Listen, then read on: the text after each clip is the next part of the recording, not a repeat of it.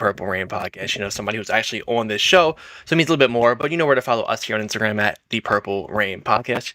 Follow me on Instagram at simplyas10.prod, X simplyas10. Let's go over here on X and Instagram at SuttonDef. Hope the chat is doing well. I see Void in here. I see Stretch. I see Ashley. I see 4-0 Twin.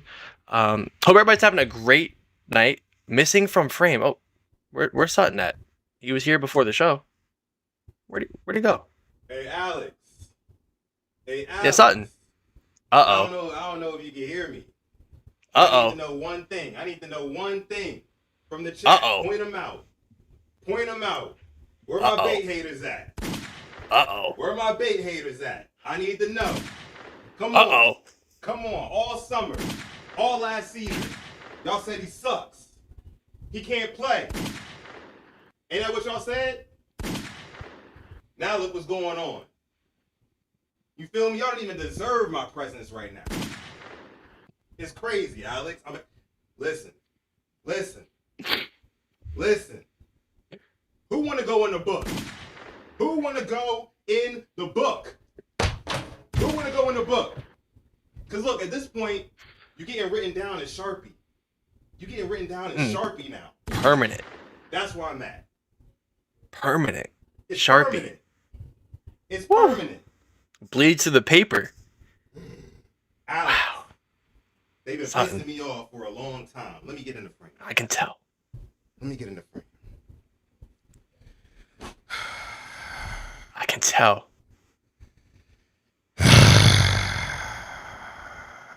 Like I said, where are my Bateman haters at? That's what I want to know. Announce yourselves. If you're in the live chat, announce yourself. If you're part of the replay gang, announce yourself in the comments. Because at this point, if you still hating on Bateman, it's got to be personal. Mm. That's how I'm feeling. Mm. Okay? It's a beautiful Thursday. Day 8 of Ravens training camp in the books. We got a lot to get to, Alex. We got a lot to get to. Okay? But I got to go here first. Because they've been playing with me, Alex. They've been playing with me. They've been playing with your boy Sutton. Earlier today, Rashod Bateman hooking up with Lamar Jackson. Look at the chemistry. Look at that. Over y'all. Oh, wait, hold on. Wait a minute. Let me not go too fast. Over y'all favorite cornerback. Over cornerback 1 right there. What are we talking about? Wake it up. Wake it up out there. If you're a Bate supporter, this isn't directed towards you. Okay? Please be sure to like the video. Subscribe to the channel as well. Lady Ram, thank you for the jewels early here in the episode. But like I said, wake it up out there against y'all favorite cornerback going to work. Don't need the music, but you get my point. Take a look at what's happening here. This is happening in real time. Look at how that ball come off Lamar Jackson's hands. And look who hauls it in. Guess who? Number 7. Y'all said he can't play. Y'all said he sucks. Y'all said we need to trade him. We got this man on a bargain deal, and he's doing stuff like this. If you ask me, this is the most valuable wide receiver in the National Football League. And I stand by that. Because with how much he's getting paid, he shouldn't be this damn good. Okay? Now, a lot of y'all are going to say right here on this beautiful Thursday evening episode of the Purple Rain podcast that your boy Sutton is overreacting.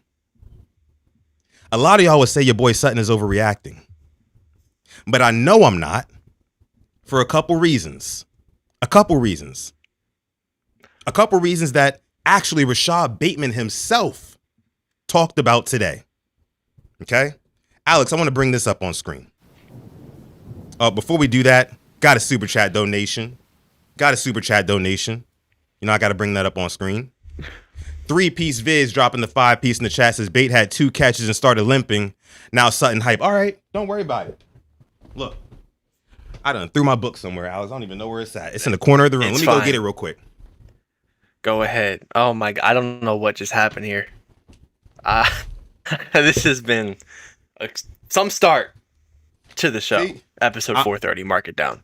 I'm not playing with y'all no more. 3-piece videos. Appreciate the 5-piece in the chat, brother. We appreciate that. But you're going in the book. I'm not even giving y'all an opportunity at this point. You're going in the book. In the book you go, 3-piece vids. Thank you so much for the $5 super chat donation. But yes, I'm hype. And I deserve to be hype.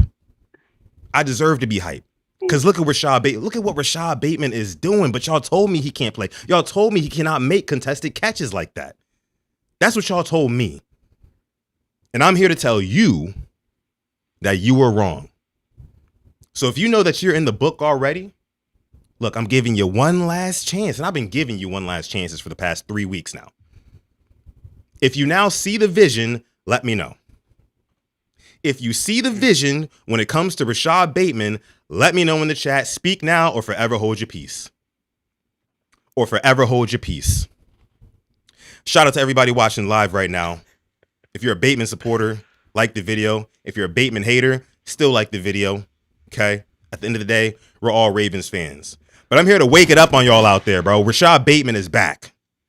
It's time to rejuvenate. It's time to reinvent Rashod. Now, again, yeah, go ahead. I'm trying to find its over under because I want to put some money on it right here. I think this is a show to put on the over of Rashod Bateman yards. I can't find it anywhere. If you know where I can put some currency on it, that alone has persuaded me. That rant, I don't know what you want to call it, that just enthusiasm, that passionate speech. Come on now. I'm feeling it. I'm feeling it too, Alex. I'm feeling it too. All because of that. Like I said, we're going to make a lot of good money. We're going to make some good money off of Rashod Bateman overs this season. I promise you we are. And you will too if you're watching this. You know, maybe you're a gambling person, maybe you're not. But the Purple Rain Parlay segment, yeah. The Bateman over under 25.5 yards, whatever that is, whatever that line is, I'm taking the over. I'm hammering the over. And I got a reason why. It's not just because of these 2 catches that you see here in training camp, Alex. It's not just because of that. Rashod Bateman actually went up and spoke in front of the Baltimore media today. And here is what he had to say, Alex. Like I said, I mean, I'm moving around, all over the place. I feel like in the past, I've been kind of a one-dimensional, receiver. I feel like he sees my talent. He sees everybody's talent. A lot of guys moving around, and we're playing soft stance right now. So I think it's a lot that we all get to show. I'm excited to see that. As a receiver, you want somebody to believe in. You want somebody, to see your, ability. And I think, Declan is doing a good job of, moving all of us around, not just myself. Talk to him. Zay's been moving on a lot. Y'all see Jacoby Lane out there making plays. Tez Walker. I think there's a lot in store for a lot of guys, this season. I feel like the details of it, and like I said, I moved around. I moved around a lot. I'm in the slot, outside, and I think that's a blessing for me. I appreciate him for, doing that. So I get to show my talent, more. Yeah, talk to him, Rashod. Rashod Bateman said a lot there, right? But a couple things I take away, as we have over 70 people watching live right now. Thank y'all for coming out. But a couple things I take away from what Mr. Bateman said right there. Balenciaga bait, as y'all like to call him. Like he can't play, like he's soft, right? Most physical day of training camp, he has the best day. But he's soft, right? Pads on, right? Pads on, and you know it. Pads on, and you know it. Void, I'm going to get to your super chat donation in just a second here, because I know you're hating. But look, here's the thing. Rashod Bateman mentioned how he's now doing things that he's never done before. Earlier this offseason, Alex, I told you, I gave you a quote. I dropped it on you when the Max Crosby thing happened, right? I said that in order to get something that you've never gotten before, you got to do things you've never done before. So with that being said, Alex, and I'm going to get into the more detail in just a second. Okay? And I see more super chats coming in. We're going to get to those in a second. Rashod Bateman mentions here how he's moving all around the formation. Can I interest you in the stats of where Rashod Bateman has lined up historically for the Ravens? I'll just go ahead and tell you, Alex. Stats. Love stats. 85% of the time, Rashod Bateman is lined up on the boundary. They banished Bateman to the boundary for all these years and basically made him Miles Boykin. Decoy, clear out routes, right?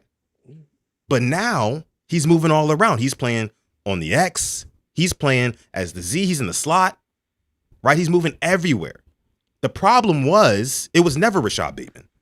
The problem was these offensive coordinators getting stagnant with their game plans. You know how they say, if it ain't broke, don't fix it? Oh, yeah. I hate that saying. Because even if it's not broke, why would you not still improve upon the design? And that's something that Todd Monken didn't do. First year with Todd Monken. Or no, let's just say that 2024 season of Todd Monken. Mm-hmm. You catch teams off guard with how you want to use Bateman. 2025 rolls around. They're shutting it down now. They had tape on it a whole offseason, but nothing changed. We didn't do anything different with Rashod Bateman. We didn't utilize his skill set in the manner in which we should have. And that's why you got the 200-something yards and 2 touchdown season. On top of all the I words, Lamar getting hurt, right? Team kind of basically quitting on the coaches after week 1. But now you see Rashod Bateman, he has the skills to pay the bills. And now he's also got a coach who is going to reinvent him and show you exactly why he was a first-round pick. Alex, before I let you go, Alex, I got to get to these Super Chat donations really quick. Yeah. Let me go ahead and get to Void. Void says, with the 5, he says, put my name on the book. All this overfile Lele Lights practice film, half the 7s, half the weight, but just as mid and now about to be in free agency. Hashtag BBG. Void, I appreciate the $5 Super Chat donation, but guess what? You know what? Real quick, Alex. For all my Bateman haters out there, like Void, I see Christians in the chat as well. He says, I'm going to call Sut BBL, Beard Brother Lover. More Bateman hate, more Bateman slander. I understand. You guys haven't seen the light yet. You haven't seen the vision. And for that, Alex, I'm going to take a shot for y'all. I'm taking a shot for y'all. Hello. I have it poured up. Hello. Okay? Hello. I'm doing it for y'all. This one's for y'all who have not seen the vision, who cannot see, who refuse to see the vision. This is for y'all. Wow. Starting on a Thursday, they say it's Thirsty Thursday. Usually it's buy one, get one free. Usually. Don't know where you purchase your drinks at, but around here, that's where it is. Okay. BBL, Beard Brother Lovers, crazy Christian. Nuts. Insane. Where do we start? First off, can I give Bateman some love for being a very good teammate, which I thought he wasn't. Missed a lot of practice. He was a dad. Wasn't showing up. Had to be there. Lamar's there. Where's Bateman? But showing love to the guys who we've talked about who may be taking his spot at wide receiver 2. Tez Walker. I've seen Jacoby Lane getting wide receiver 2 shouts when he's never played a snap in the NFL yet. 3rd round pick, by the way. 3rd round pick. Love the guy. Hope he does very good for us. Wide receiver 2 after what? A couple practices, couple catches. Insane. But I think he was very careful with what he said. I think Bateman, this was a very mature press conference because he wanted to give the love to Declan Doyle without badgering Todd Monken, John Harbaugh. I saw right through it. Remember we heard about, some players weren't happy with Todd Monken? Number 7 was probably top of that list. Just look at the usage last year. Said it right there. Finally with an OC who can use them correctly. Deep ball guy. Just a deep ball guy is what we're using him as? Intermediate routes. Find a soft spot. His strengths. This catch, obviously, I don't want to go too crazy over it. It's a very good sign. 1-on-1. Gain Lamar's trust. That's what we've been talking about with Isaiah Likely, what he did. Go up there and get it. Jacoby Lane. Go up there and get it. Oh, Rashod Bateman. Go up there and get it over Marlon Humphrey. Marlon, we're coming back to you. Because what we've been hearing this training camp, if we're going to talk about training camp, it's every single day. Barbecue Whether it be chicken. Jacoby Lane, Rashod Bateman. I'm getting worried. Marlon. Making a lot of money. But don't worry. The Ravens posted he'll be on the Lounge podcast, and you can't miss it. That's what he's become. Our $20 million corner. Don't miss him on the podcast. Don't miss him on the mic. Come on now. Let's be serious. But back to Bateman. Yeah. I'm happy for you. Don't get me wrong. You deserve it. I hope it goes on to the regular season. I cannot find its over-under anywhere. So I will wait for week 1. And I will be betting a hefty sum on that week 1 over for Mr. Rashod Bateman. That's the closest I can do. But all good signs right now. Let's keep on going. It was the hottest day so far in training camp. He showed out. That says something to me. I'm all for it, Mr. Bateman. More, please. More. You and Zay back to 2024 all over again. Declan Doyle, you're moving me. And now this is what, another player to come out and just talk about how much he enjoys the offense. We saw the chemistry in the Wired, Bateman and Doyle. I feel like Doyle's like, all right, I know what I have here. NFL doesn't know what I have here, but I do.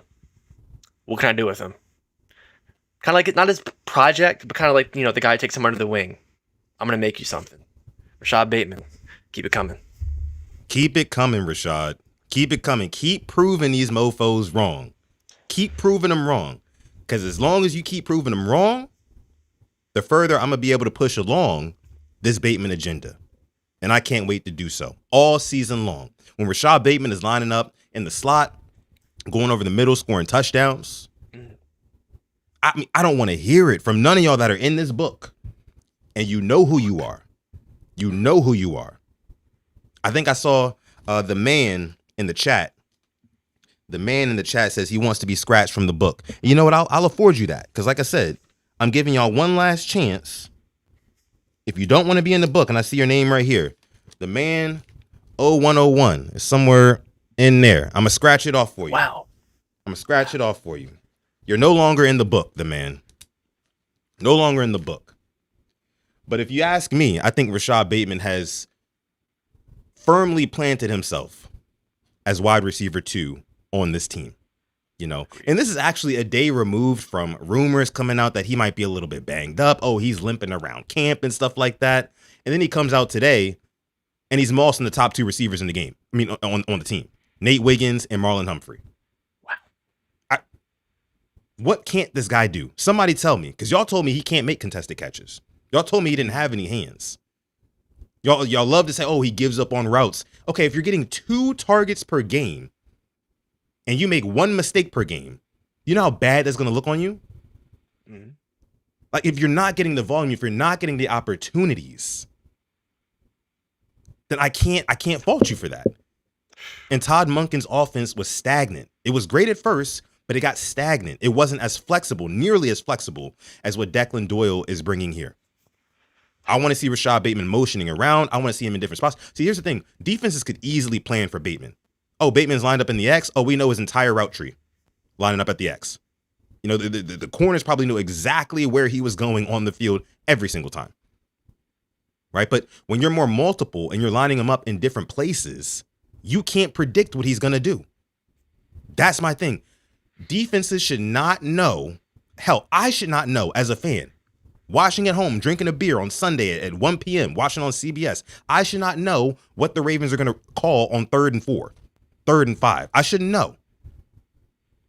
And Declan Doyle is showing us here that he is going to be that coach who is more flexible with his offense, who is more multiple, who does force the defense to make decisions in real time because they don't know what's coming. Defenses could play downhill on the Ravens last year. Downhill. We know what you're doing. Derrick Henry's off the field. Justice Hill's in. Oh, we know what you're doing here, right? No more of that. That's over. We finally get an NFC offense. I've always thought since I was a little boy, Alex, like NFC is for offense, AFC is for defense. But now we've got a former NFC coach, right, who's coming in. He's going to usher in that NFC style offense where we're going to be putting up more points. I think we're going to average 32 a game this year. I do. I'm going 32 a game this year. And then we also have Jesse Minter, the hottest defensive coach outside of Mike McDonald right now in the league in terms of young guys. So the sky's the limit for this team, Alex. I cannot wait to see what happens. I mean, we're talking about the offense. I don't want to go too far off, but this defense has been moving me in camp. It feels like I'm seeing a different name every day pop up with a big play. How I saw what Keandre Jackson had to play, what TJ Tampa had himself a day today. Think a forced fumble and recovered, pass breakup. Yeah. Like it's different guys every day. We've talked about Keon Martin last week making some plays. Nate Wiggins made the big play on Bateman, which by the way, ball was underthrown, but either way, still a great play. And even then, just a couple days ago, Bateman has to go back and get that ball. Got that ball today. Mm-hmm. Went got that ball today. But all in all, man, like I'm loving what I'm hearing out of camp right now. It's, we'll talk about the chippiness, but for me, I love that. No punches were thrown. I think, what was it today in Maryland? It's about 90 some degrees. Low Yeah, it was humidity hot. as well. It was hot. Yeah. So obviously Tepper's going to need flair. You have another grown ass man hitting you in 90-degree heat. You're going to get upset. So I'm not mad at it, but sticking on the topic of offense, it's been a good year. You know, there are some hiccups along the way. We've saw what Lamar slammed his helmet today. Brother, slam your helmet in August all you want. Come September, October, November, December, January, February. I don't want to see any of that. But August, I'm all for it. Yeah. Been spreading the ball around. I think what Hibner had himself a good day today as well. I think Cuevas has had a couple of good days. Like, guys are stacking days of young guys. And what much more can you ask for? I'm very excited to see what this team does in 9 days preseason wise against the Eagles. Man, we are counting down the days. What, tonight we have a football game. Football is back tonight. The National Football League Hall of Fame game. Panthers, Cardinals. We're getting close, guys. Like, I can smell the grill at tailgates. I can smell the orange crushes. I can smell it. I'm getting goosebumps. I can smell the thinking about it. leaves falling off the trees, Alex. You know what I'm saying? I smell- can smell the pumpkin spice latte my girl's gonna get. I can smell the green bean we're going to be hitting from the Purple Rain parlays. Talk Green about bean. it. Talk about it, man. I cannot wait. I do want to break down some more happenings of today's training camp. Of course. Sorry, just no, I you're reminisce good. right there. For sure. Let's go through some of them here. So you had a 2.5 hour practice, the longest training camp so far. Again, in the high 90s today, the hottest practice. And Jesse Minter said those conditions were exactly what Jesse Minter embraced. And you know, it's funny, Alex, because yesterday it was a torrential downpour at practice, right? And today it was hot as hell, right? So they're getting some reps in like some bad weather, so to say. You know what I mean? And that couldn't mean more to the team, I think, personally. Of course, like you said, the pads came back on today. Jesse Minter said we want it to be a really physical day. There are a couple moments here I want to mention. During 11-on-11, several players appeared to be jawing at each other on separate occasions. You alluded to it, Alex. I'm going to talk about it here. Trey Hendrickson and Mark Andrews got in each other's face after a play. You know, two vets, longtime vets, kind of getting after each other. I would love to be a fly on the wall or a fly on the field to know what was said between those two guys, right? It was probably like on some like, this town ain't big enough for the both of us or some shit like that. Some crazy corny shit. Like, I don't know. But anyway, moving on from that, Minter entailed his distaste for training camp fights on Tuesday. He had already told players to cut the extracurriculars before Tavius Robinson and Carson Vincent got into a real dust up, which turned into a pile of players who were separated quickly. It says there were no punches thrown or helmets ripped off, but Minter still called a team huddle before going into the next period where he reminded players of their purpose in the present. Now, let me stop right there because the Ravens website is reporting that. And let me see who actually wrote this article. Quentin Corpule, who is an editorial associate for the Baltimore Ravens website, mentioned that there were no punches thrown. However, there were multiple beat writers who mentioned that there was a punch thrown from Carson Vincent to Tavius Robinson. Because what happened was, after the rep, Tavius Robinson ends up on top of Carson Vincent, who's on the ground. Maybe he ran through him, I don't know. But apparently Carson Vincent then threw a punch at Tavius Robinson. Then they get into it, and then Trenton Simpson gets in the middle of them, and some more players get involved, and they break it up pretty quickly, right? And, with the temperature being that high, there being that many guys on the field, there's a lot of testosterone to go around, plenty to go around. Something like this was bound to happen eventually. And I'm actually glad it happened. I'm actually glad that there's this type of energy, coming from this team right now. Because it tells me one thing, Alex, and that's this. The bullying culture of Baltimore is back. It's coming back. Okay? Like, this is something that we hadn't seen, that edge, that tenacity, right? That's coming back. And I would rather us kind of get into these dust ups now with each other, much like somebody said, when who was it? I can't even remember who it was. We got a spammer in the chat. Somebody get him out of here. But who was it? Somebody said about the Jamar Chase and dust up and everything like that. Like early on. Oh, when he threw the helmet. Yeah. Yeah. Like early on, like you do want to see like these guys kind of, get into it. That way you know they're passionate. That way you know that they're ready to go. Now, Jamar Chase, I don't like to see my wide receiver one throwing helmets all over the field and stuff like that, but, you know, a little bit of that is good in my book, right? Because it means we're bringing back that culture, that mean culture, and we need that on Sundays and Mondays and Thursdays. You know, we need that. So, there's been fights in every training camp at every level every year, says Thomas 2858. Yeah, maybe so. But I'd love to see it here with this Jesse Minter defense, with this Jesse Minter team, right? Because even though we're entering a totally new regime, we got that dog in us again. We got that dog. That's what I want to see. We got that dog. You know what I mean? Okay. Let me see. Al Pat says, replay gang, I see your boy looking good. You already know it, Al Pat. You already know what's going on. You already know what's going on, Al Pat. Let me move on here, though. Where's the number 7 jersey at? I feel how do you not have one yet? I know. I need the next flight one. I just haven't gotten it yet. I'm going to get a next flight one, though. I promise.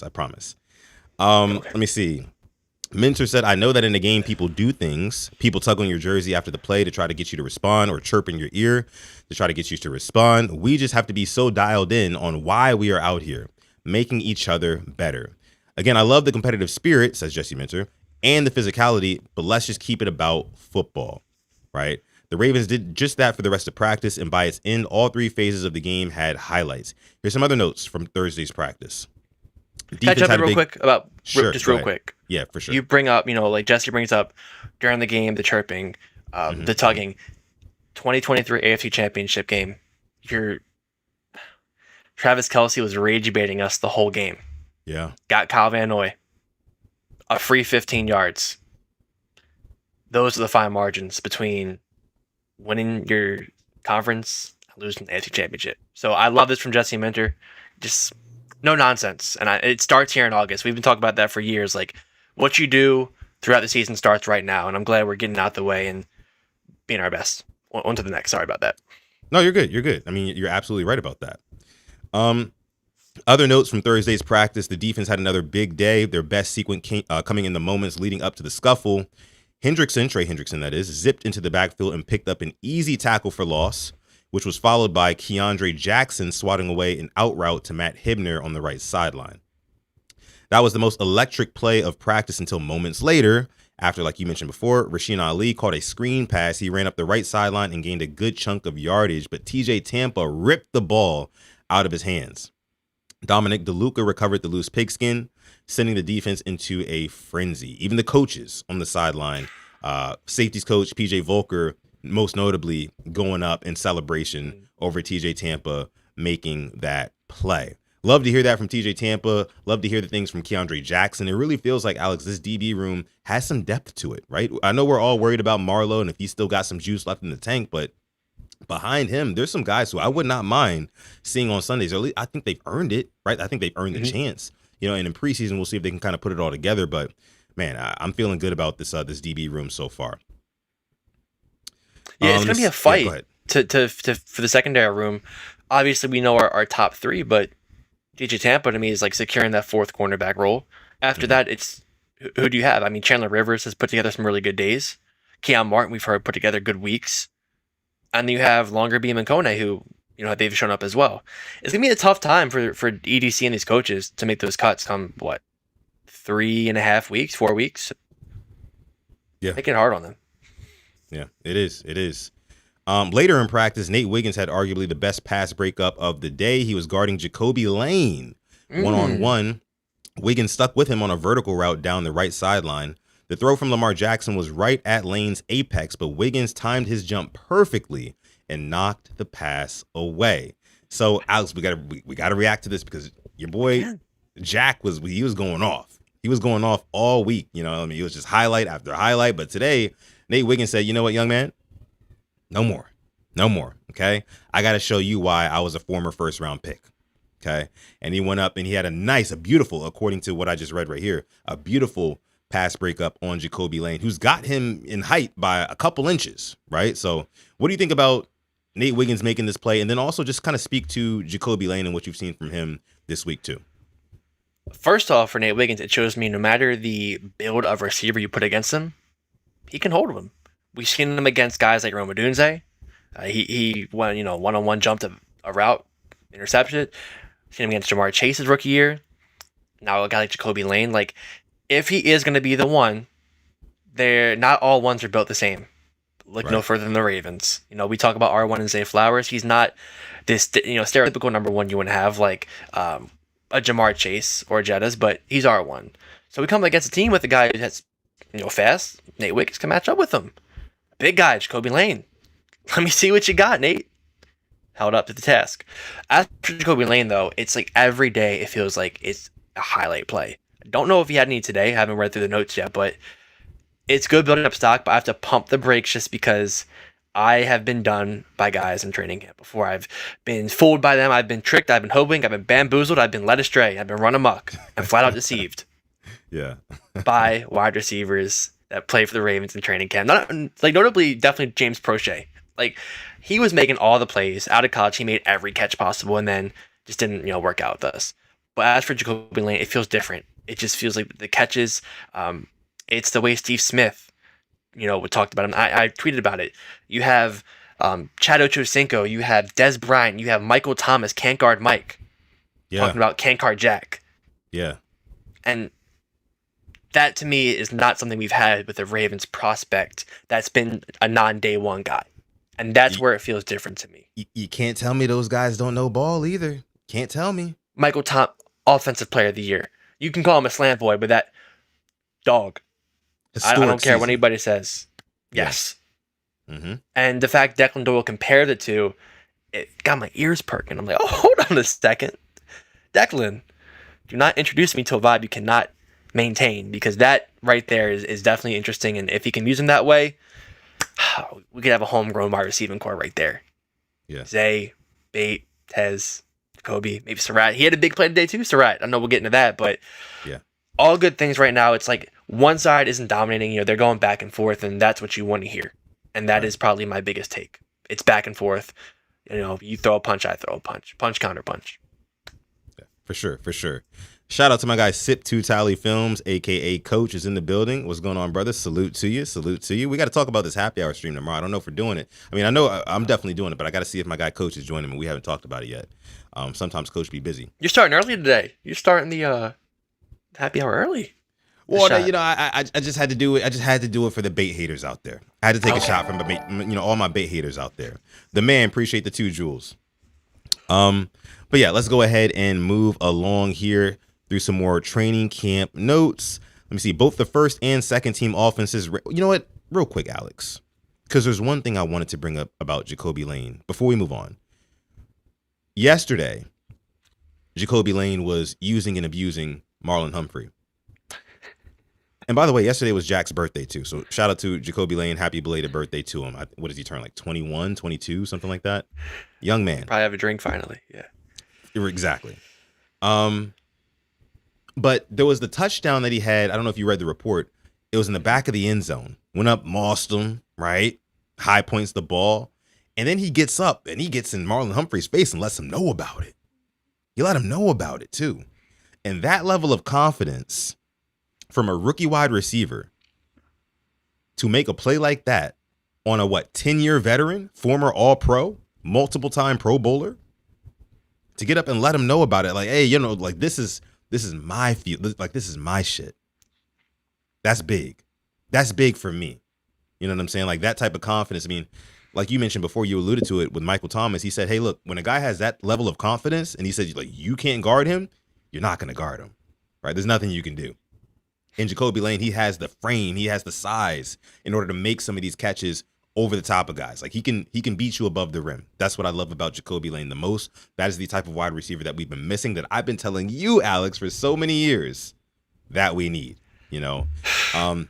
So I just love that. And I do know that Jacoby Lane and Marlon Humphrey are like cool with each other. They're like super cool, so maybe it was more so like a friendly thing, but at the end of the day, he got the better of Marlon. He let him know about it in front of everyone else. I'm sure Lamar Jackson was probably like, Lamar Jackson probably got a book too, just like mine. It's probably like a mental one, but he's probably like writing down some notes like, Cook, the best corner on the team since I've been here multiple times. Noted. Let me keep going back to this guy. Let me keep targeting that guy. You know, that's how Lamar Jackson is feeling right now about Jacoby Lane, and I could not be happier about it, Alex. Yeah. And talking about your mental notes, I mean, now Bateman, his stock has to be rising, going up, getting those catches. Like, all right, well, if I see Bateman type coverage, he showed me he can do it over our corners. Mm-hmm. And there's other teams' corners who I'm like, all right, we have better corners than them. If he can do it against our guys, why can't he do it against them? So that's something I'm looking forward to with the Lamar and Bate connection. But you bring up the Jacoby Lane, let him know. I just hope the coach is like, all right, it's practice, but come game time, that's 15 yards, and that backs us up even further for extra point. But love the celebrations, just getting in the face. Just watch out, Jacoby, because these refs are part of the no fun league, and we know that all too well. 3, appreciate the sub. Thank you for the sub. 3, I. However it is said. Thank you. Okay. So going through some more notes from training camp, both the first and second team offenses ran tempo drives at the end of practice. The first team worked their way down the field on the backs of Lamar Jackson and Zay Flowers, who we're going to get into him and his big deal. I haven't talked to you about that yet. Yeah.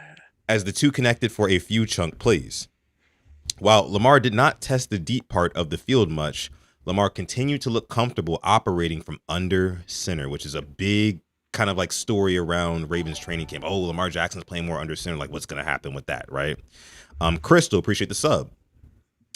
But okay, let's see. After Durham Smythe made a tough catch over the middle near the goal line, Lamar Jackson and company hustled to the line of scrimmage, but someone made a mistake, causing Mentor to substitute the first team offense for the second unit, and Lamar Jackson slammed his helmet to the ground in obvious frustration. And I said this earlier in a video that I posted on the channel, Alex, that like that tells you everything you need to know about Lamar Jackson's mentality, right? Like he is locked in. I mean, think about it. Early August, we're in training camp, and he's like pissed, like visibly pissed because of one rep. Like, situational football not being executed is something that he's experienced in his career, in his 8-year career with the Ravens, right?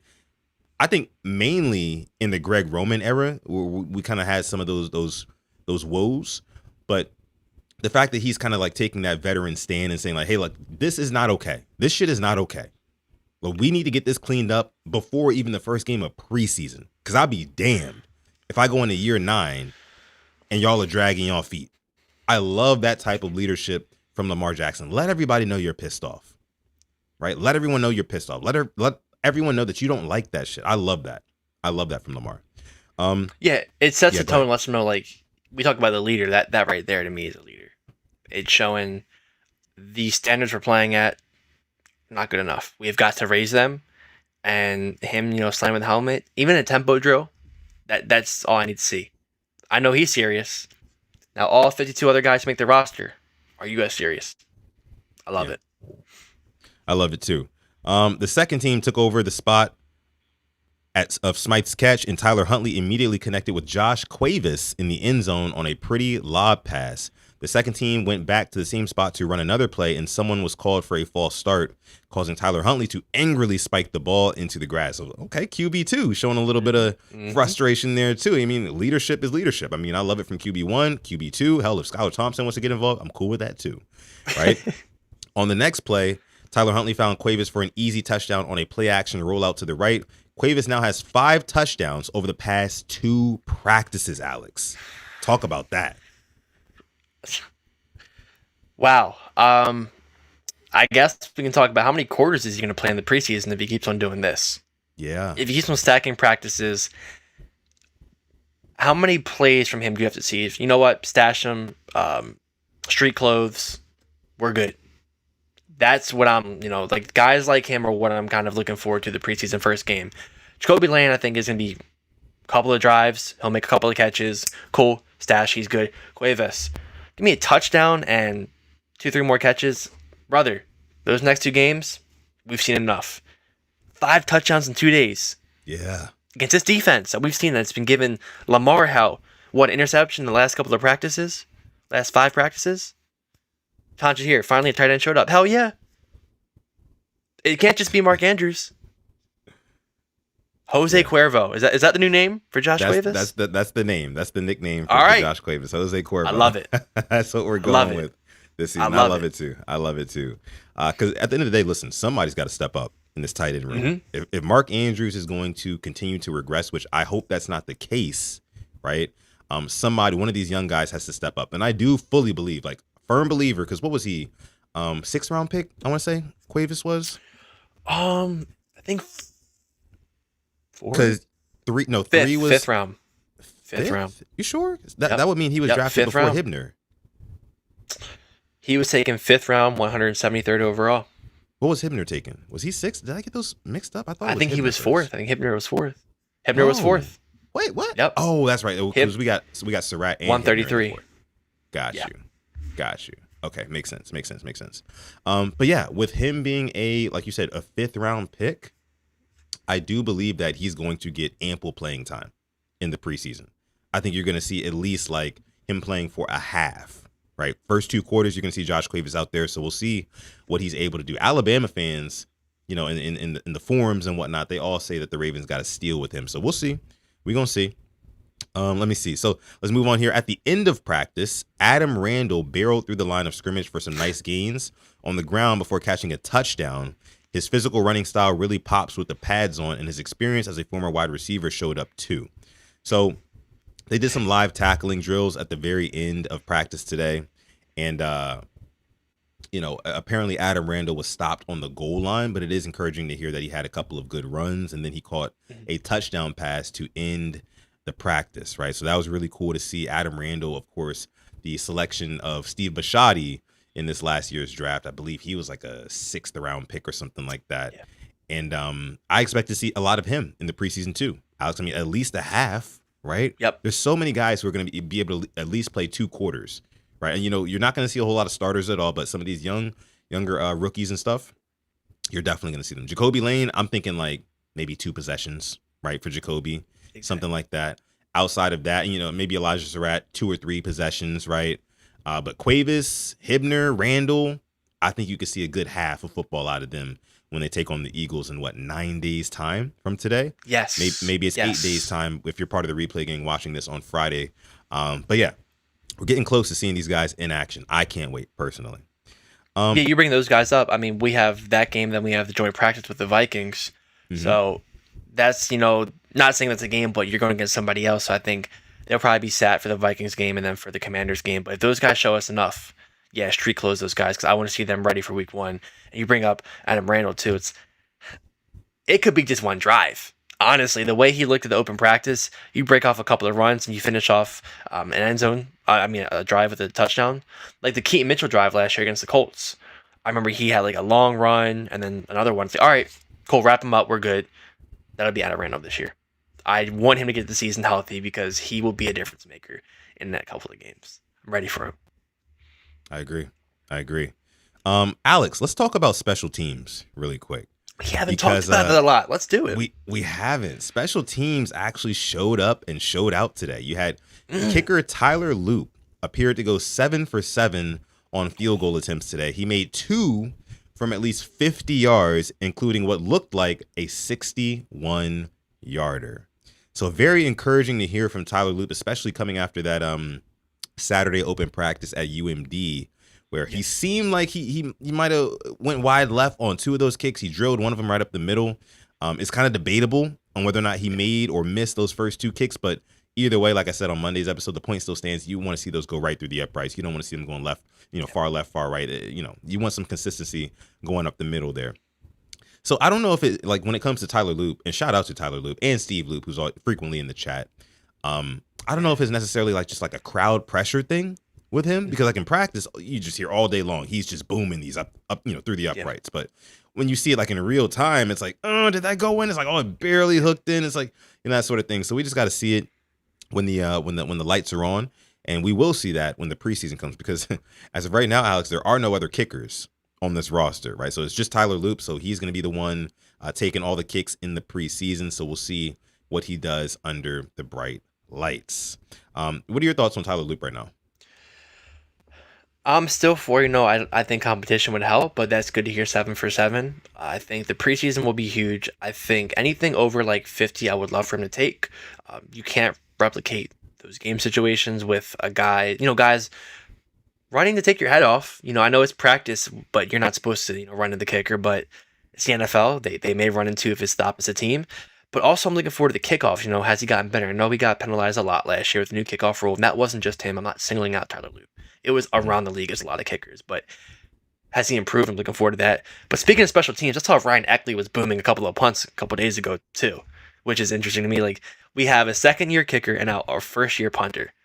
I mean, the special teams that was the Sam Cook and the Justin Tucker of just, vets upon vets is now two really, really young guys. So not sure how many games they'll be winning for us, which, games will come down to special teams. But right now, Tyler Loop, I mean, keep it up, but it's still a long way to go before season. But I would love to see him, just more confidence and bang him down the middle. Obviously, one might go wide left, wide right, and still go in, but get that confidence right. And I think for me, the biggest one is the Vikings. I would love for him to have a 50-plus yarder in that stadium. It is a dome with the sound kind of circulating. I would love for that to happen. It'd be really good for him. Good for his confidence. That's a good point. I didn't think about that. Q the guy in the chat. What's going on, Q the guy? Says shout out to Skip to my loop. I mean, I hope he goes off this season. I really do. I see Quincy in the chat as well, another member in the chat. Shout out to all the Rain Gang members here watching live. You know we didn't talk about this. We didn't talk about the members. So it's pinned in the chat. Okay. Rain Gang Fantasy League. We're recruiting. We are actively recruiting. We have 5 out of 12 members. So there's 7 spots left for the Rain Gang Fantasy League. And if we get enough interest, I'm thinking about maybe we just open up another league. Maybe we do like a Eastern Conference, Western Conference, NFC, AFC, whatever, 2 conferences. And at the end, whoever had the most accumulated points wins the entire thing. I think that would be pretty cool. So if we do get more interest in it, then we'll probably do that, because I actually had somebody reach out to me about that. But you do have to be a channel member to be eligible to join the fantasy league. So if you're already a channel member and you want to join the fantasy league, all you got to do, go to our YouTube channel, like our homepage on YouTube, click on the posts tab, right? And there should be a post there only visible to channel members with instructions on how to join. Okay, so if you want to be part of our Rain Gang fantasy football membership, I see Coach says right here, he says he wants in. Coach says he wants in. All right, okay. Coach, you got it, Coach. Coach, you're in. But if you want in, okay, all I need you to do, go to the YouTube channel, post tab. If you're a member already, go ahead and read those instructions and we'll get you in the league. If you're not a member already and you want to join, just become a member. That's all you got to do. You don't got to be a member the whole entire year. Just become a member now, right? And you're good. You can join the fantasy league. Okay? So, all right. Again, guys, we got about 150 people watching live right now. Shout out to y'all. Hello. Thank y'all for coming through to the Purple Rain podcast. My name is Sutton Def. That is simply AS10. And be sure to like this video. Subscribe if you are new. And like we mentioned before, join our membership because there's tons of perks that come with it. By the way, winner of the fantasy football league this year will win a Next Flight jersey of your choosing. Okay? So there is that. We've given out those before. So there is with that the Super Bowl patch on it. Talk about it. Let's want to get that out there in the atmosphere. Just need to speak it into existence. Manifest. Let's go. Yes. Okay. So let me go ahead and keep going through some more of these notes here. There's only a few more. So Mark Andrews had a few catches today during the live periods of practice, including a juggling one-hander toward the left sideline, while Rashod Bateman made a tough diving catch through a pass interference from Wiggins in man coverage. Oh, that's the other thing. I didn't mention that. Hold on, let me bring the gunshots back out. I didn't mention that. Y'all favorite cornerback was draped all over Rashod Bateman. Somebody explained it. He was wet blanketing him, right? Oh, fouling my man's, right? Look like and LeBron, like Miami LeBron, when they just couldn't hold him, they just tried to drag his shoulders down. Still got the bucket.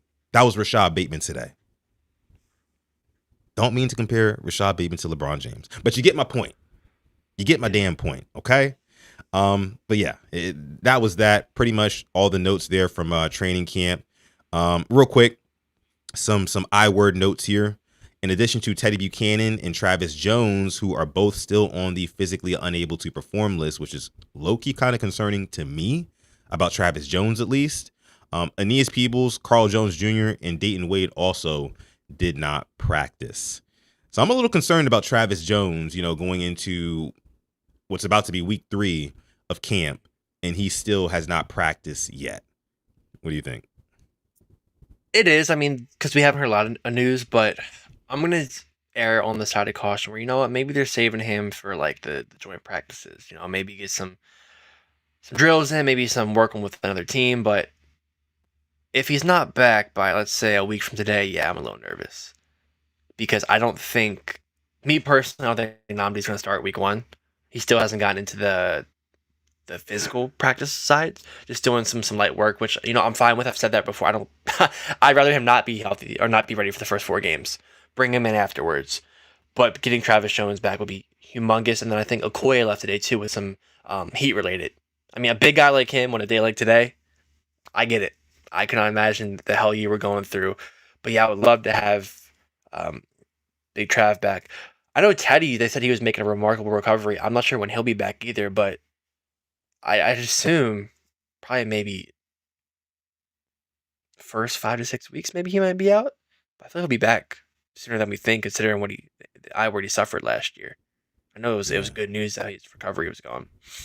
Until then, man, we're gonna need Trenton Simpson definitely to step up in his Jay stead. Higgins. And Jay Higgins, maybe Jay Higgins gets a little burned too. Jay Higgins, another guy who I'm going to be looking for in this preseason, for sure. For sure.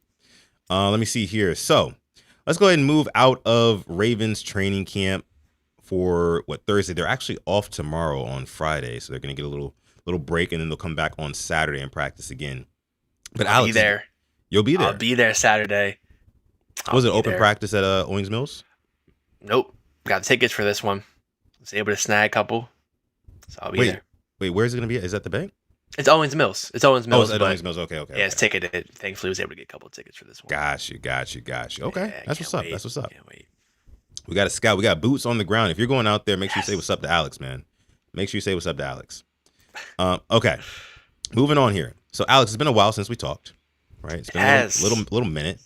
On, I think it was Tuesday, you had Ravens wide receiver 1 Zay Flowers getting the big bag. He got the payday, man. They gave it to him. And we kind of expected this because, you know, they wanted to get a deal done before the season started so the price would not go up. But let me just reread the headline again, and I want to get Alex's reaction because I already reacted to this earlier in the week. Baltimore's 2-time Pro Bowl wide receiver Zay Flowers reached an agreement today with the Ravens on a 4-year, $140 million extension that includes $108 million guaranteed. Now, in new money, that would be $35 million per year, which will put him on par with Justin Jefferson and what he's making right now.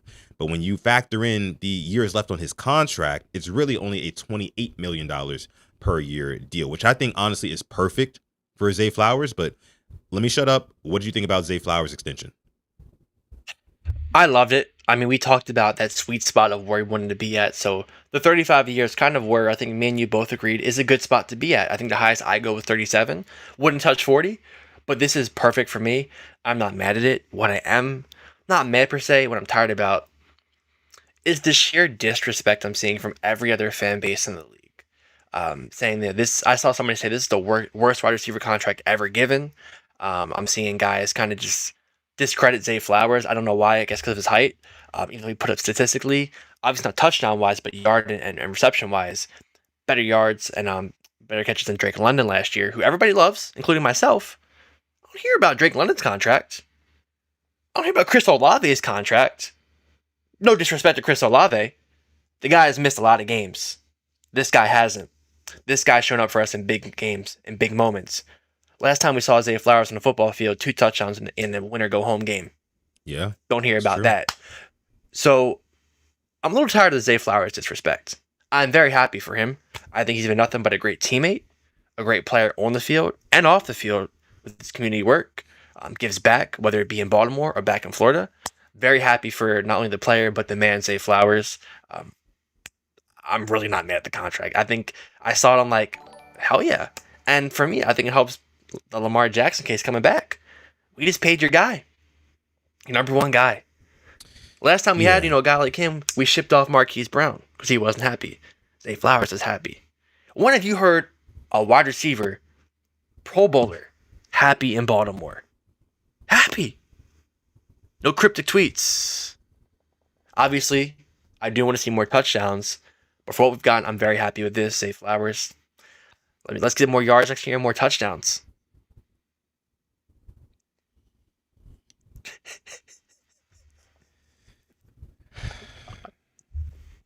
All right. So a couple things, right? Uh-oh. First of all, Dr. Berg, appreciate the sub. Welcome to the Rain Gang. Number two, to further confirm my bait takes earlier, Zay Flowers did say in an interview that former offensive coordinator Todd Monken was kind of set in his ways, right? Wasn't really willing to do things differently. And I think that's important. But when it comes to Zay Flowers, the price has gone up. So should the expectations, you know, and I'm a Zay Flowers guy. I am. I like Zay Flowers. Do I love him as our wide receiver one? No, I don't. Do I think that he can ascend as a player? Yes, I do. However, what I don't want Ravens fans to do is to not hold him accountable the same way that they hold Roquan Smith. Let me explain, Alex. Roquan Smith has a huge contract, but Roquan Smith pretty much consistently finishes in top 10 in tackles in the league, right?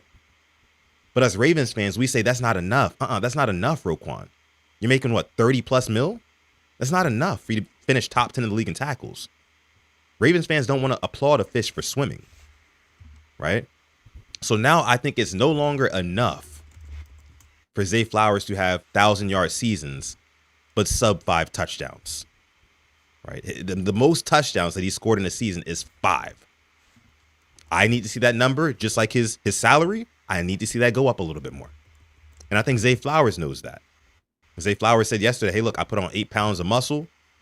I'm trying to run through some more tackles, run through some more arm tackles, hopefully, and get in the end zone more. He didn't say the end zone part, but I know that's what he meant, because I know that's what he wants. So that's my only thing when it comes to Zay Flowers. Like, since you're now making that bag, I need to see you get in the end zone more. That's it. And I need to see you fumble less. That's all. That's all I'm asking for from Zay. I think he deserved every penny of the contract. And I think $28 million per year is the perfect figure for him. You know, not to speak on another man's money, but like in terms of like, you know what I mean. But anyways, that's all I want to see. All I want to see from Zay. People say that I'm hating on Zay because of that, but like it's not that. I just want what's best for the team. Because it's cool if on 3rd and 8 you can go deep over the middle and pick up a first down, get the Ravens in the red zone. But what happens when the red zone offense sputters and we only get 3 points out of that? God forbid we turn it over. Those yards become empty calories. That's my thing. Just get in the end zone, finish drives. That's all I'm asking. That's all I'm asking. Mog says that's fair, right? That's fair. I agree. I think I do want to see his game kind of go to the next level. He put up 1,200 last year on 86 receptions. We lost targets in D-Hop and Isaiah Likely. Who will those go to? If it's Zay, give me seven touchdowns. That's all I'm asking. I think you make, like I said, your comparison is fantastic because I am very harsh on Roquan, very critical, and I know I am. And maybe he's one of those guys where if you come out the team, you don't know what you have until it's gone, and you'd be right. But for paying somebody that much money, I want to see more. And now Zay, you're not on a rookie contract anymore. You know, it was all well and good when we're a bargain for that deal. Now you have to step up. $35 million receiver. Yeah. 1,000 yards should be bare minimum right now.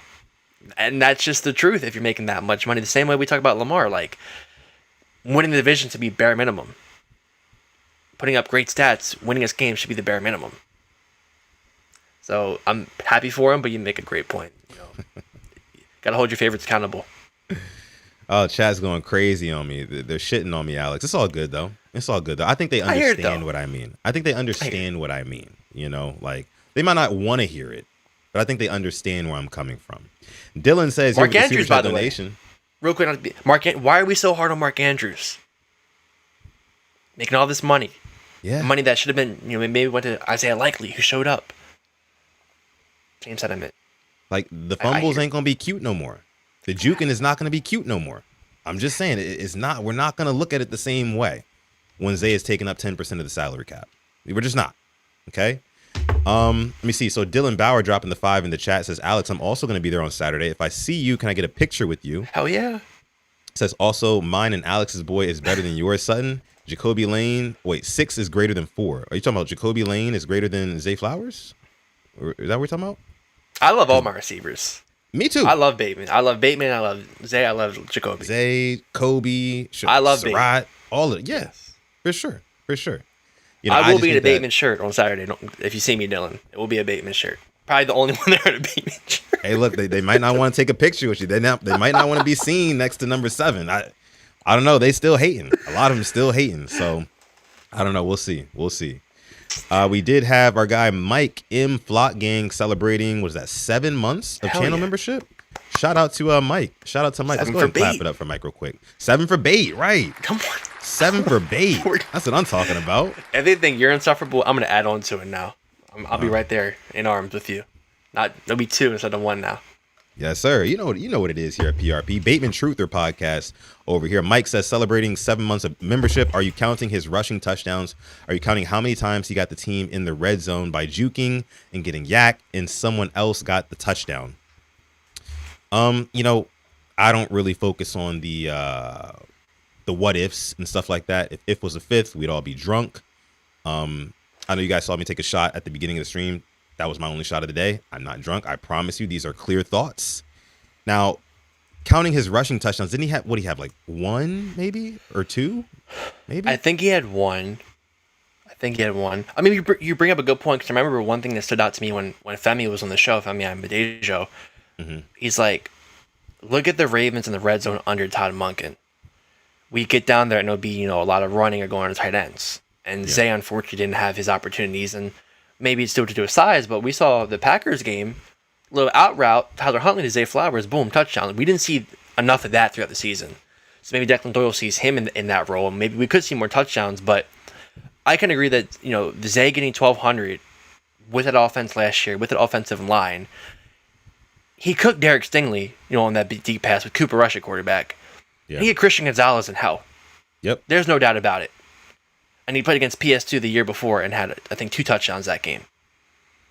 So no matter who you put up against him, Zay produces against top corners in this league, which I think can't go unnoticed. That's true. And the touchdowns, like I said, is a great point. You see the money being thrown. You see Jamar put up, double digits. I don't think Zay will be a double-digit guy. I would love to be proven wrong, but as long as Derrick Henry's back there, he will get his in the red zone, and rightfully so. But I'm very happy for Zay, and he got paid, and I think it's going to kick in when that new TV deal hits, and we'll be looking at this deal, and it will become a steal. That is my hot take. I think in 2 years' time, it'll be like, wow, we got him for 35 when you see guys who Zay clearly better than getting 40, 45 mil. Just my... the Jettas deal right now. 35 a year for Jettas. Yeah, that'll be updated soon. For sure. Okay, Alex, enough of this Zay Flowers talk. To put a bow on it, listen, I love Zay. I want him to do well this season. I'm predicting, of course, 1,000+ yards. I need 7 or 8 touchdowns. I just need 7 or 8 touchdowns. Okay. If you can give me 7, I promise you I'll shut the hell up when it comes to Zay Flowers. But I need at least 7 touchdowns from our wide receiver 1, who's now making $35 million per. That's all. Hate me for it if you want to. Is what it is. Okay, Alex, let's go ahead and get into our mailbag segment. Let's get into our mailbag segment. We got some questions. We got mail. We got some mail here, some questions from subscribers. We're going to kick it off with a question coming from Gabby Patty. Gabby Patty says, do you think Lamar Jackson needs more defensive support? I'll let you go first on that one. In the playoffs? 100%. Have we not thrown the stat that he has not started a drive in opponent's territory in his playoff career? Yeah. 1 turnover in all the games he's played in. Now, I know he gets the choker label, and how much more help does he need? But brother, he's not given any help from the defense. It's playing from behind most of the time. And obviously the offense can put up more points, but the defense can help as well. An interception and you have the ball at the opponent's 25-yard line, go 25 yards for a touchdown, helps us out a damn lot more than going 80 yards the other way. Yeah. In the playoffs, yes. Regular season, I think we have enough right now. I do think that. I wouldn't be surprised if, come mid-season, if somebody goes down, knock on wood, EDC will adapt and pick somebody up. But right now, I'm liking with what we have. Secondary, lots of depth. Just that linebacker spot next to Rowe, who's going to step up and take that. But in the playoffs, hell yeah, I want to see more. Yeah, I definitely want to see more in the playoffs. I mean, like you mentioned, Lamar Jackson has never started a drive in the playoffs in opponent's territory. That is absolutely ludicrous, right? As a matter of fact, Lamar Jackson's defenses in the playoffs have only forced him, one turnover? One turnover. Right. If you talk about in the last 8 years in general, it's 2 because you had Kyle Hamilton punching the ball out, but Tyler Huntley started that game. Lamar Jackson didn't even play. Right. But 2020, of course, when Marcus Peters had that game-sealing interception against the Titans, that was the only time that a turnover was forced from Lamar Jackson. So much like you said, why are we asking Lamar Jackson to go 70 yards, 80 yards, 90 yards consistently? I'm pretty sure, Alex, and I don't know this for a fact, but I'm sure if I went back and I did the research and I gathered the data, on average, when Lamar Jackson starts to drive in the playoffs, on average, I'm sure it would probably be somewhere in that like 75 to 80 yards to go on average, right? 1,000,000%. Which is insane. 25-yard line. It's insane. You know what I mean? Because you got like guys like Jalen Hurts who, with the Eagles, I think the number is like 17 turnovers have been forced in playoff games for him to Lamar Jackson's 1. Right? Like, what are we talking about here? Thank you for that question, Gabby. Bo Nix had 4 in one game. 4 in one game. Thank you, Bo Nix. Josh Allen. But next one here. This one's coming from JD, longtime member or watcher of the show. JD says, "Who is one player that you want the Ravens to realistically target at the trade deadline, and why?" That's a good question. It is. It is. It's kind of predicting what position group do you think will need the help. Yeah. And we can't sit here and talk about our receivers all show and ask for one.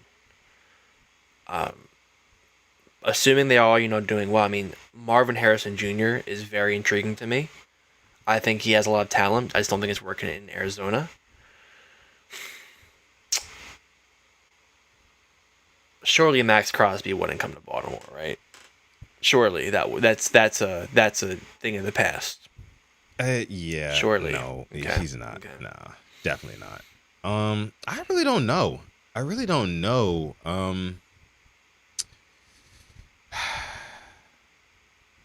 That's a tough question.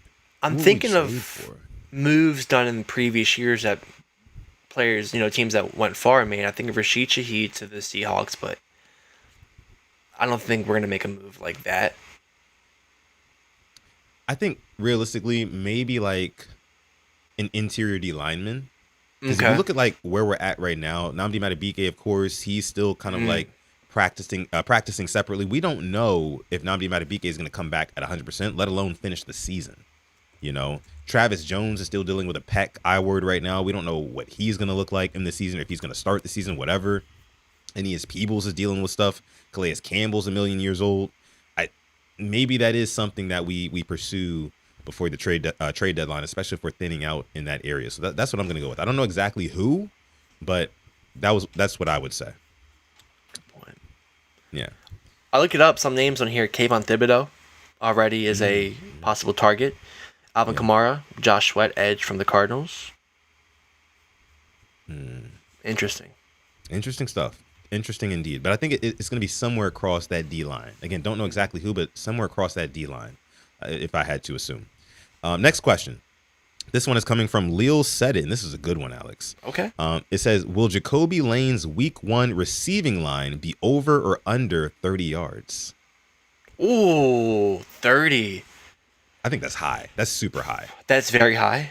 Yeah. I don't want to change the question, but I would take his over week 1 because I doubt it'd be anything more than like 12 yards. Yeah.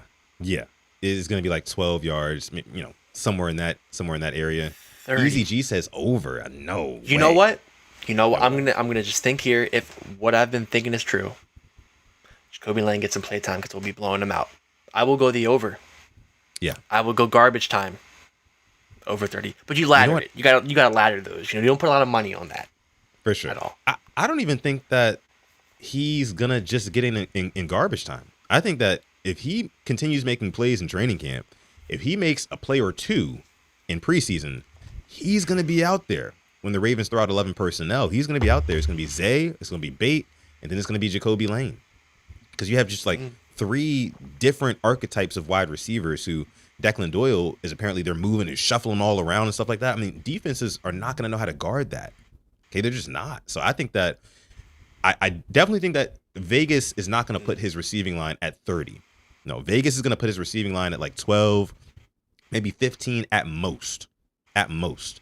But I know one thing. Me and you, Alex, we're hammering the over. We're hammering the over on that one. I know that much for sure. Yes. Let me see. Next question. This one's coming from KP1. Says, who do you think the face of the league is, if there is one? I know they want to prop up Golden Boy in Buffalo, but it feels super forced. Also, as great as Mahomes is, I don't think the media talks about him that much nowadays. Interesting question there. Who do you think the face of the league is right now, if there even is one, Alex?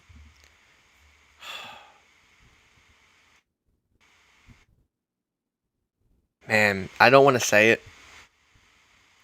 They do want Josh Allen, like I said. Went down the ice cream aisle, saw him on a Snickers ice cream bar. Oh, you did say that. I feel like that. Yeah. Mahomes still gets the love. Kelsey, obviously, because of the whole Swift thing. Right. I don't know. I really don't know. I'm going to go Mahomes just because Chiefs. It's between Allen and Mahomes for me. Allen, like you said, on a Snickers bar. Girlfriend is Haley Steinfeld. You know what I mean? Big actress and stuff like that. Like he's out in the media and stuff like that. So I'll probably lean, as of right now, I'd probably lean Josh Allen. Now it is Lamar Jackson, but only when the NFL wants to kind of prop him up as the jester of the league. You know what I mean? Like, yes, that's what it is with Lamar. Here's my thing with Lamar. I'm going to get that real quick, Void. Mm-hmm. One thing I always see in soccer is a player has the streets. And if there's one player who will forever have the streets, it's Lamar Jackson. Mm-hmm. When you simply talk about that boy nice, or a player that people just want to watch, it's Lamar Jackson. And I feel like a Super Bowl, easy face of the league, you can book it. That's the only thing. I don't know how Josh Allen has gotten this much prop for not even making one, and Lamar doesn't get it. But that's maybe a question that we shouldn't answer. But Lamar is so close. So freaking close. Yeah, he's close. I mean, if he wins the Super Bowl, then I think very reluctantly they will give him that nod. Very reluctantly. Void says here with the Super Chat donation, thank you so much, Void. Void says Josh Allen and Justin Herbert are 1 and 2 for face of the NFL. I don't think Herbert is 2 yet. I mean, Herbert has to do a little bit more. He's got to win a playoff game at least, right? At least show America in prime time in the playoffs that you are that dude. So far, he has not done that. He hasn't even played well in his playoff losses. Tila says it depends on who you ask. That's true, but I think that it's between Allen and Mahomes, right? Lamar can be that if he wins a Super Bowl, but until then, they'll always kind of prop him up as like, oh, look, the players ranked him number 69. Let's pin that tweet to our profile, NFL. You know what I mean? Like they'll try to like make fun of him in a way, right? They know how talented, how good he is, but they just won't admit it.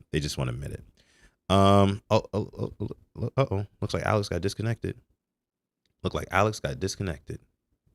Let me see. Hopefully he'll be back here in a second. We'll get into the last question here. This one's coming from Thea Pennell the fourth. Thea Pennell, shout out to him, says, will Lamar Jackson break his passing yards record this year? What's his passing yards record? Let me see. Lamar Jackson passing yards